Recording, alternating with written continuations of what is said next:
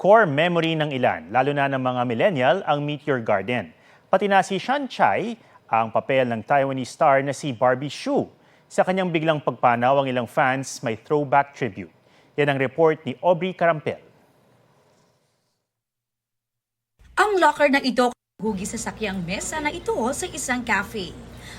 Sa tulay na ito, bahagi na raw ng core memories ni Sanchai, ang karakter sa Meteor Garden na binigyang buhay ng namayapang Taiwanese superstar na si Barbie Hsu.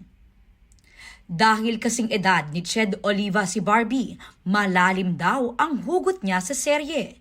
Sinadya pa niya ang Taiwan para personal na makita ang mga lugar kung saan kinuna ng ilang eksena sa Meteor Garden. Maging si Ben, ibinahagi ang ibang hatak daw na naidulot sa kanya ng serye at ng heroine nitong si Sanchai. Naghahatak pa ako ng mga kapitbahay na manood sa bahay para sabay-sabay kaming manood. Binisita niya ang iconic spots sa National Chongqing University sa Taiwan.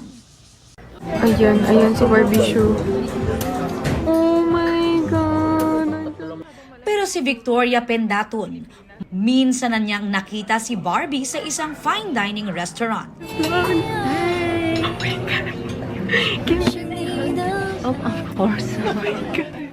At nayakap pa ang idolo. Dapat masaya lang ako noon pero umiyak ako. Umiyak ako kasi I was so happy, very welcoming and very humble. Para sa kanila, na mayapa man ang sinubaybayan nilang idolo, ipinamana naman sa kanila ni Barbie Hsu ang pagkataong kaibig-ibig, matapang at may positibong pananaw na patuloy nilang isinasabuhay. Aubrey Carampel, nagbabalita para sa GMA Integrated News.